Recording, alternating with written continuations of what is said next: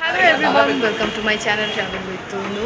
আর এই যে আমাদের এন্টায়ার টিম দেখে নিলেন, তাদের নিয়ে আমরা চলছি মূর্তি। আরও দুজন আছে, তারা এখন এসে পৌঁছায়নি। সকাল তখন 7টা। ফাঁকা গাড়ি থেকে দেখুন আস্তে আস্তে ভর্তি গাড়ি হয়ে গেল। আর আমাদের এন্টায়ার টিমও এখনো পৌঁছায়নি, বাকিরা আসছে শিলিগুড়ি থেকে। আর এই যে আমার ভাইদের দুষ্টুমি করতে করতে আর চারিদিকে লাটাগুড়ির সুন্দর ফরেস্টের সবুজ বনানী দেখতে দেখতে আমরা প্রায় চলেই যাচ্ছিলাম মূর্তির উদ্দেশ্যে।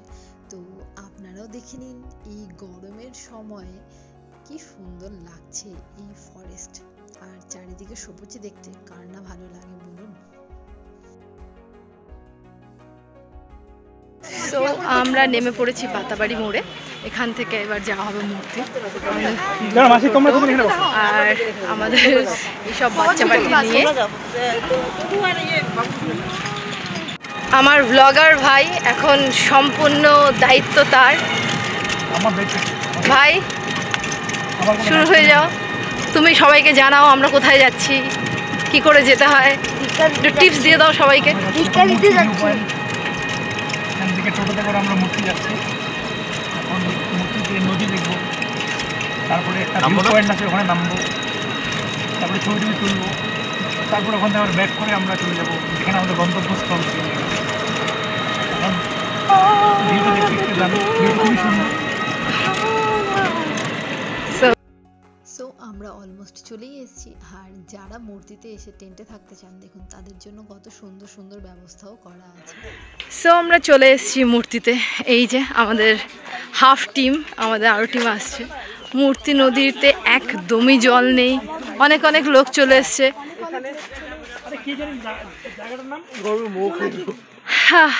আজকে ওয়েদার রিপোর্ট ছিল বৃষ্টি হবে, কিন্তু বৃষ্টির তো নামগন্ধ নেই, প্রচন্ড রোদ। আর আমরা একটা ছাতা নিয়ে এসেছি।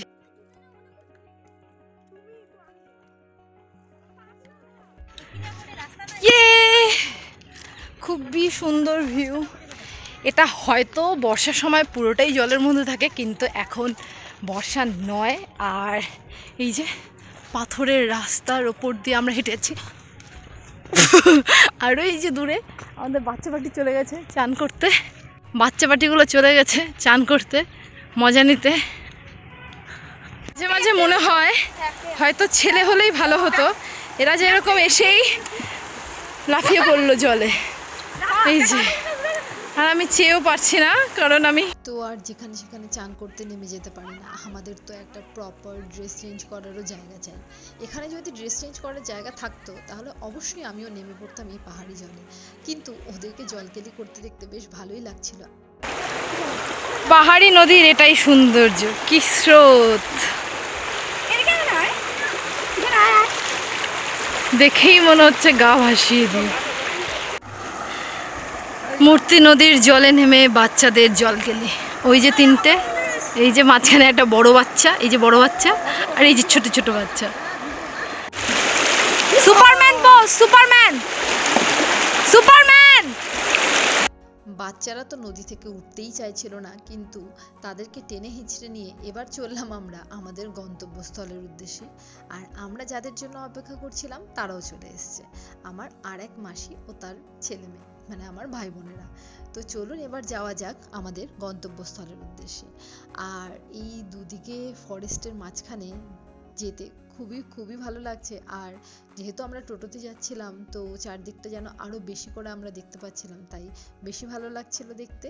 আর আমরা কোথায় যাচ্ছি সেটা আর একটু পরেই জানতে পেরে যাবেন। তো বাতাবাড়ি মোড় থেকে আমরা জেএমডি রিসর্টের জন্য এখানে চলে এসেছি। সব বাচ্চা বাচ্চি সেলফি তুলছে। এখন আমরা আছি টিয়া বনে, আমার মাসিরা আমার মাসিরা, আর এই দিকে জেএমডি রিসর্ট, যেটা আমরা হেঁটে যাব। চারিদিকের পরিবেশ, আর এখানে চলছে জঙ্গল ফটোগ্রাফি। ফটোগ্রাফার ভাই, মডেল আমার ভাই, ওখানেও চলছে ফটোগ্রাফি। এখানে একদল ওই যে দূরে এক ব্রেকফাস্ট, সবাই মিলে আমরা বনভোজন করছি। চালসা থেকে সবার জন্য পরোটা নিয়ে আসা হয়েছে, কারণ 12টা থেকে রিসর্ট খুলবে আর এখন বাজে 10:30, পৌনে 11টা, তাই জন্য সবার জন্য পরোটা নিয়ে আসা হয়েছে।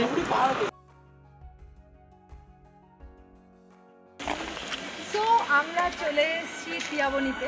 এর আগে আমরা ছিলাম মূর্তিতে, মূর্তি থেকে টিয়াবনি। আর টিয়াবনির চারদিকটা দেখুন কি সুন্দর, পুরো ফরেস্টের মাঝখানে একটা জায়গা। আর এখান থেকে এবার আমরা যাব জেএমডি রিসর্টে। আমার এন্টায়ার ফ্যামিলি এখানে বসে ওয়েট করছে। আমরা একটু রেস্ট নিয়ে নিচ্ছি, কারণ এখান থেকে প্রায় 1.5 কিলোমিটার আমরা হেঁটে যাব। হেঁটে যাওয়ার কারণ এটাই যে চারিদিকে পরিবেশটাকে একটু আমরা এনজয় করবো। অনেকগুলো বাচ্চা এসছে, তো তারা হেঁটে গেলে বেশি খুশি হবে। আর যারা এখানে আসতে চান, মানে কী করে আসবেন ভাবছেন, যারা কলকাতা থেকে আসছেন তাদের জন্য তো অবশ্যই তারা এনজিপি অবধি আসলেন বা মালবাজার অবধি এলেন, মালবাজার থেকে তারপরে চালসা থেকে এখান থেকে টোটো পেয়ে যাবেন। আর যারা শিলিগুড়ি বা জলপাইগুড়ি থেকে আসছেন তাদের জন্য স্টেট বাসের সুবিধা আছে, লোকাল বাসের সুবিধা আছে, এছাড়া ট্রেন তো আছে। জলপাইগুড়ির লোকেদের জন্য ট্রেন নয়, কারণ তারা এখানে অবধি মালবাজারের বাস পেয়ে যাবে, স্টেট বাস, লোকাল বাস। আর যারা শিলিগুড়ি থেকে আসছেন তাদের জন্য খুবই ইজি রুট, কারণ তারা অনেক বেশি ট্রেন পেয়ে যাবে। 2-3টা ট্রেন আছে, মেনলি একটা লোকাল ট্রেন যেটা আলিপুরদুয়ার অবধি আইগেস যায়, যেটা 9:30টার মধ্যে এখানে পৌঁছে যাবে, 8:15টায় জাংশন থেকে ছাড়ে। আর জায়গাটা খুবই সুন্দর। চলুন এরপরে দেখা হচ্ছে জেএমডি রিসর্ট।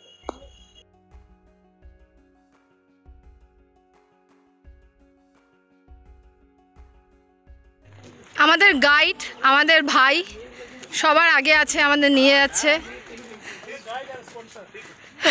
হ্যাঁ, গাইড অ্যান্ড স্পন্সর আমাদের ছোটি মালকিন। বুনু, আজকে আমাদেরকে তুমি স্পন্সর করছো সব কিছু? হ্যাঁ মনে হয়। কিছু বললি? ও মালিক, হ্যাঁ সরি, মাই মিস্টেক।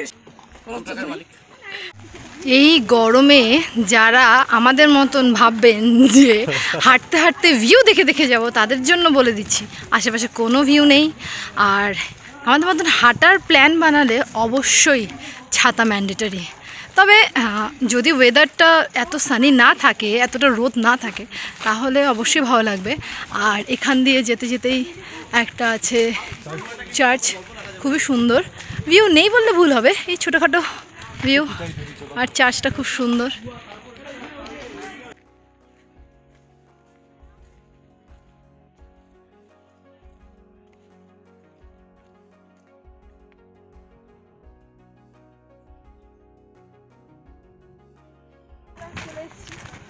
আমাদের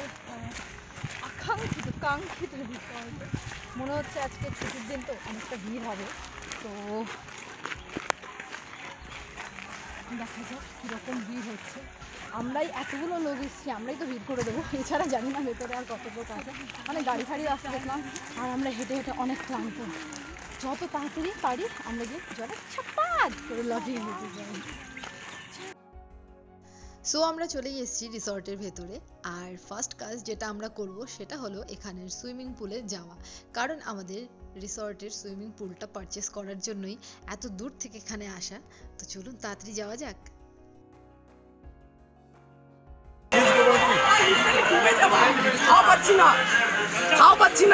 সো সবাই মিলে একসাথে সুইমিং করতে আসবো আর পুলে একটা সুইমিং কম্পিটিশন হবে না, তা তো হয় না। দেখুন, সবাই ফেয়ারলি কম্পিটিশন করলেও আমি কিন্তু একদমই চিটিংবাজ, তাই আমি সবার প্রথমেই আগে চলে গিয়ে দেখুন আগেই চলে গেছি। আর এইসব ছোটোখাটো মজা আনন্দ এগুলোই তো স্মৃতি হয়ে থাকবে বলুন। ফেয়ারলি তো সবাই সব কিছু করছে, একটুখানি চিটিং তো এদের সাথে চলেই, যতই হোক এরা আমার ছোট ছোট ভাই বোনেরা বলে কথা।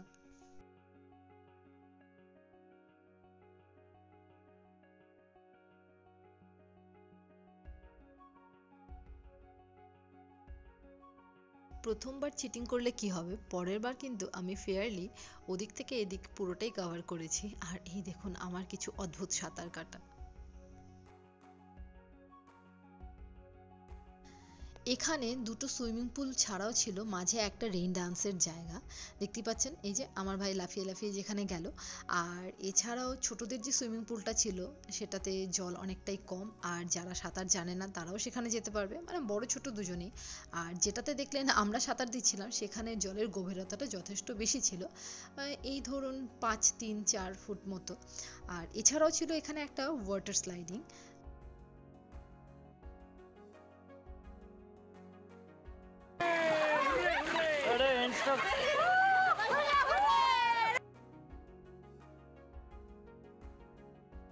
সবাই যেন জল থেকে উঠতেই চাইছিল না। প্রায় ঘন্টা তিনেকের মতন জলের মধ্যে থাকার পরে যখন আমাদের সবার পেটে ছুঁচোয় ডন মারছিল, তখন আমরা সবাই ভাবলাম এবার তো খাওয়া দাওয়া করতেই হবে। তবে এখানে কিন্তু রেস্টুরেন্টে আগে থেকেই অর্ডার করে রাখতে হয়, না হলে আপনাকে প্রায় ঘন্টাখানেক ওয়েট করতে হবে, কারণ এনারা একদমই ফ্রেশলি খাবার সার্ভ করেন। অন্যান্য রেস্টুরেন্টের মতন এদের আগে থেকে বানানো থাকে না। সো যারা এখানে যেতে চান তারা অবশ্যই আগে থেকে খাবারটা অর্ডার করে নেবেন, না হলে কিন্তু আপনাদেরকে ওয়েট করতে হবে। আর আমাদের মতন যদি ঘন্টা তিনেক জলের মধ্যে থাকেন তাহলে তো খিদেটা প্রচুরই পাবে। আর এই যে দেখছেন সবাই আমরা খাওয়ার জন্য প্রস্তুত। This is my entire family already খেতে স্টার্ট করে দিয়েছে।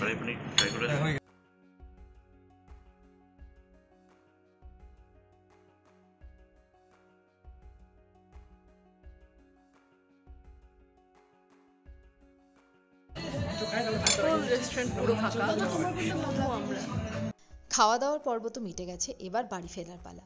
কিন্তু বাড়ি ফেরার আগে আমরা সবাই মিলে এই রিসর্টের চারদিকটা ঘুরে দেখছিলাম। আর রিসর্টটা খুবই সুন্দরভাবে সাজানো, আর দেখতেই পাচ্ছেন গাছে কত ফল ধরেছে, আম ধরেছে। তবে আপনাদেরকে এখানে একটা দারুণ জিনিস দেখাবো, যেটা হয়তো অনেকেই দেখেননি, সেটা আমিও দেখিনি, এখানে এসেই প্রথমবার দেখেছি। আর সেটা কি, সেটা আপনাদেরকে দেখাচ্ছি। আর এদিকে আমার এন্টায়ার ফ্যামিলি ছবি তুলতে ব্যস্ত, কেউ কেউ তো লনে বসে রেস্ট নিতে ব্যস্ত, কারণ এবার তো আমাদের ফিরতে হবে, আবার জার্নি অনেকটা রাস্তা। তো চলুন এবার আপনাদের দেখাই, যেটার জন্য বলেছিলাম একটা অদ্ভুত জিনিস দেখাবো। সেটা অদ্ভুত নয়, খুবই আশ্চর্যজনক জিনিস। এখানের লোকেরাও জানতো না যে এটা এখানে আছে, পরে একজন এসে এটাকে উদ্ধার করেছেন বলতে পারেন, বা আবিষ্কার করেছেন। চলুন আপনাদেরকে এবার দেখাই। এই যে দেখতে পাচ্ছেন জেলের মধ্যে যে আম গাছটিকে পুড়ে রাখা হয়েছে, সেটা হলো মিয়াজাকি আম, যেটা কিনা ওয়ার্ল্ডের এক্সপেন্সিভ আমদের মধ্যে পড়ে। এটা খাওয়ার সৌভাগ্য কোনোদিন হবে কিনা জানি না, তবে দেখার যে সৌভাগ্য হলো তাতেই আমি অনেক খুশি। আর এদিকে দেখতে পাচ্ছেন একটা কটেজ মতন করা আছে, যেটা এই রিসর্টেরই, খুবই সুন্দর। এই জায়গাটায় দেখছেন ব্যাডমিন্টন খেলারও জায়গা আছে, আর আমার দুই ভাই তো খেলতে ব্যস্ত হয়ে গেছে। জায়গাটা খুবই সুন্দর। তবে আমাদেরও সময় শেষ, এবার ফেরার পালা। আর এই জায়গাটা খুবই অ্যাস্থেটিক, ফটোজেনিক, যাই বলবেন, আমার তো খুবই ভালো লেগেছে। তো যারা জেএমডি রিসর্টে আসতে চান, আর সেখানে ভিউ যথেষ্ট ভালো, it's not too much costly, আবার একদম যে খুবই সস্তা সেটাও নয়। It's good, environment also good, the food is okay, not so good but খারাপও নয়। খাওয়া দাওয়া যথেষ্ট ভালো ছিল, খুবই কী বলবো, ভালো খাওয়া দাওয়া ছিল। মানে ওনারা আগে থেকেই বলে দেন একটু অর্ডার করতে, একটু আসতে সময় লাগে, বাট ইটস ওকে। খাবার দাবারের কোয়ালিটি খুব ভালো, যে জিনিসপত্র দিয়েছে সেটা quantity is good, quality also good. আর যেহেতু আমরা রিসর্টে থাকিনি, তাই আমরা বলতে পারছি না যে তার ইন্টেরিয়ারও কীরকম হবে, but the restaurant is very good.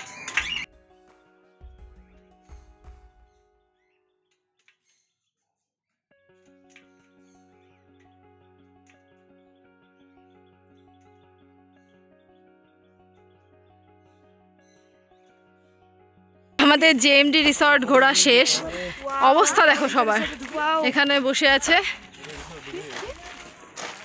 আর জায়গাটাও খুবই সুন্দর। আমাদের ট্যুর এখানেই শেষ। এই যে আমাদের স্পন্সর ব্যাগ নিয়ে যাচ্ছে, অনেক টাকাই ব্যাগে ভরে নিয়ে এসছে, আমাদেরকে আজকে ফুল ট্রিটটা দিল। একটু মুখটা দেখাবা না? ফুল ট্রিট দিয়ে ব্যাগ ভর্তি টাকা নিয়ে বাড়ি ফিরে যাচ্ছে। অ্যাকচুয়ালি ব্যাগ খালি হয়ে গেছে, দুঃখে কাঁদতে কাঁদতে বাড়ি যাচ্ছে, হতাশা হতগ্রস্ত হয়ে। আর এই যে কিছু নমুনা ঘুরতে এসে যার জুতা ছেড়ে পাটি ভেঙে যায়। আমাদের ঘোরাঘুরি তো এখানেই শেষ। আর আমার ভিডিওটি যাদের ভালো লাগবে তারা অবশ্যই like, comment, share and subscribe করে দেবেন। আর এই যে দেখুন আমার এন্টায়ার ফ্যামিলির অবস্থা, সবাই ক্লান্ত, এখানে এসে শুয়ে পড়েছে। আর যেখান থেকে শুরু সেখান থেকেই শেষ, এখানেই আবার বাস ধরবো। আর ভিডিওটি ভালো লাগলে অবশ্যই like, comment, share and subscribe.